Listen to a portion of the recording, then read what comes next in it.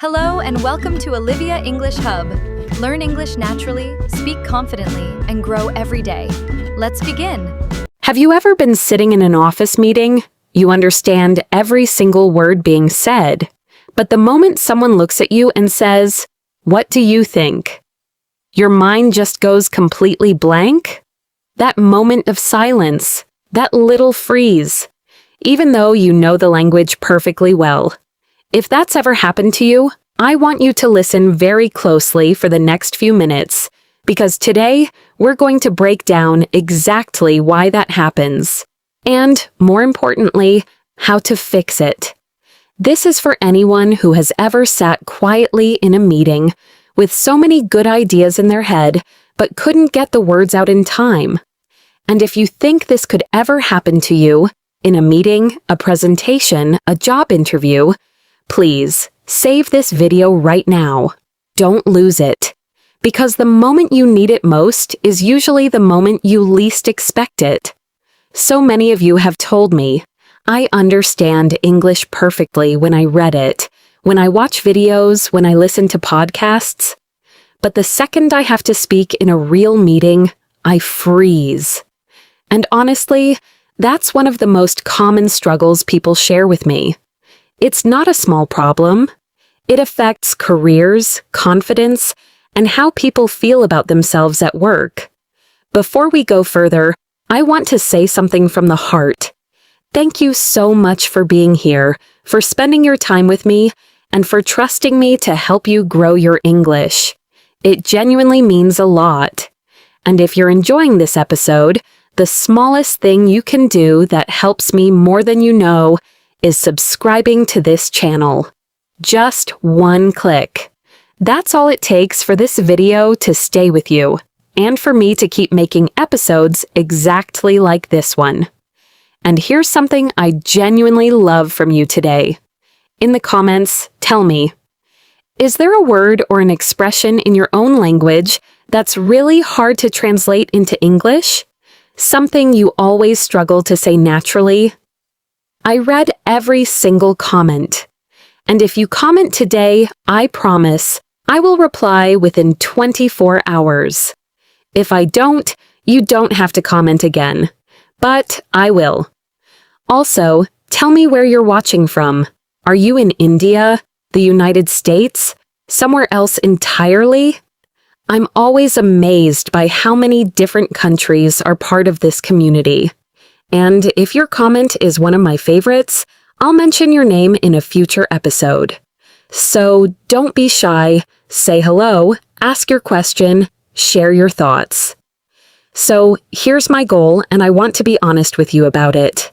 I want to take this channel to 1 million subscribers, not for the number itself, but because it means 1 million people speaking English with more confidence.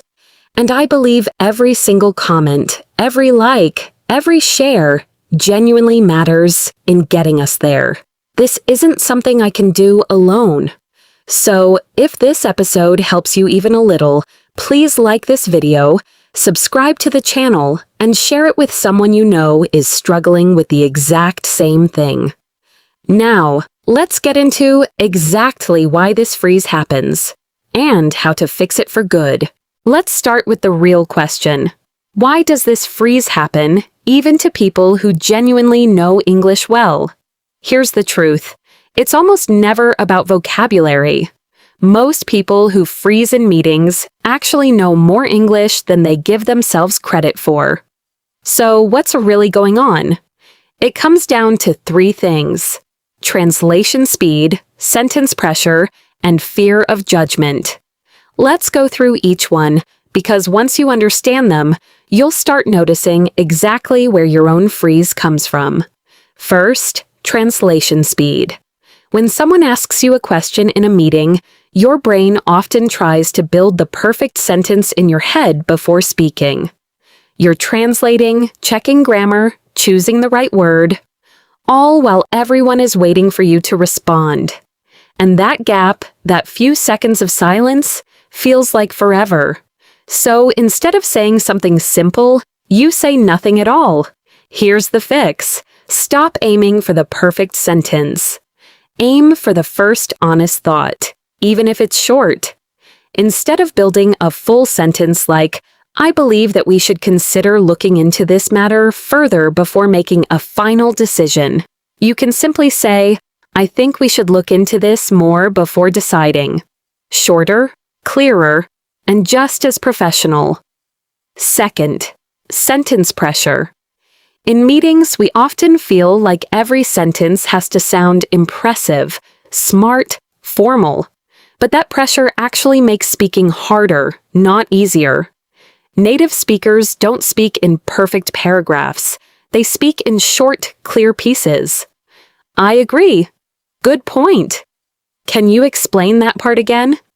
These are simple, but they're exactly what confident communication sounds like in a real meeting. So, here's a practical tip. Prepare 3 or 4 short phrases you can use in almost any meeting. Things like, that's a good point, but I'd like to add something. Or, can we go back to what you said earlier? Or, I see it a bit differently. Having these ready means you're not building sentences from zero every single time. You already have a starting point. Third, and this is the big one, fear of judgment. Many people stay quiet not because they don't have something to say, but because they're scared of saying it wrong. But here's something worth remembering. In most meetings, people are far more focused on the idea you're sharing than the grammar you're using. A clear, simple idea will always land better than a perfectly grammatical sentence that took you 30 seconds to think of.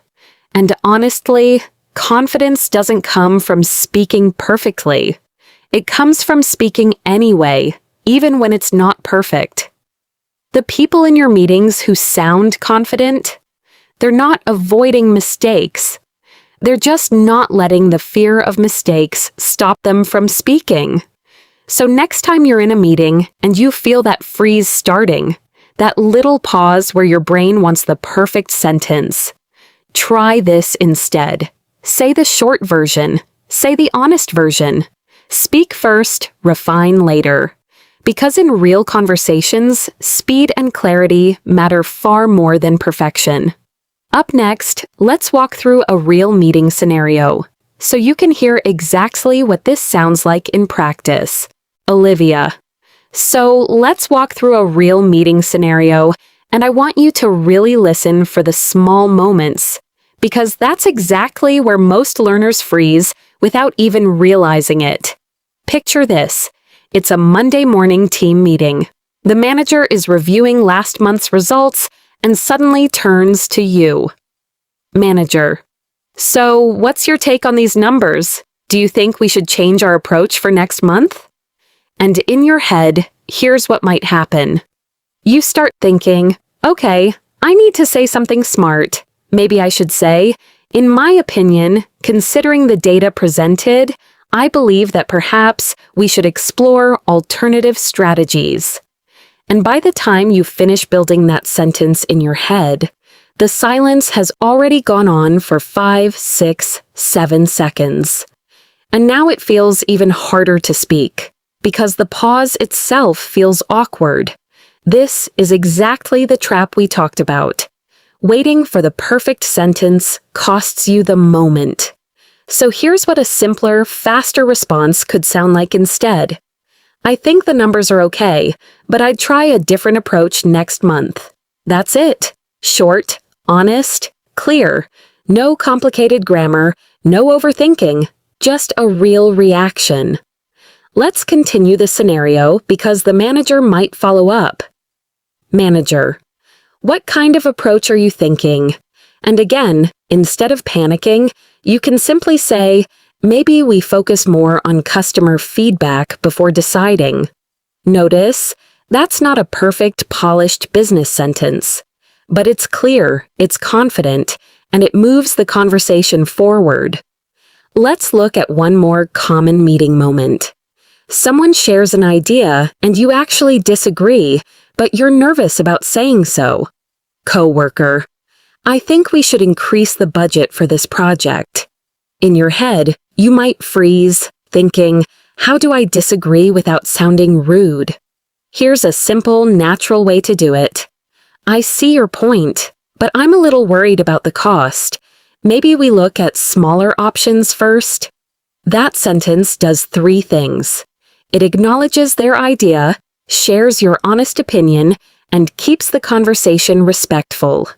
And it's far from complicated English. Notice something important across all these examples. None of them used advanced vocabulary. None of them were grammatically perfect, textbook-style sentences. They were short, honest, and clear. And that's exactly what real meeting English sounds like. The biggest shift isn't learning more words. It's giving yourself permission to speak the simple version of your thought instead of waiting for the advanced version that may never come. Up next, let's bring everything together. The real reason this freeze happens, and exactly how you can start practicing this, starting with your very next meeting. So let's bring everything together, because by now you've seen exactly where this freeze comes from, and more importantly, exactly how to move past it. It's not about knowing more English. It's about 3 small shifts. Speaking the short version instead of the perfect version, having a few ready phrases instead of building sentences from zero, and remembering that people care more about your idea than your grammar. And here's something I really want you to take away from today. Every confident speaker you've ever admired in a meeting, they didn't get there by avoiding mistakes. They got there by speaking anyway, again and again, until it became natural. That's the real secret. Not perfection, just repetition. So here's your homework before your next meeting. Pick just one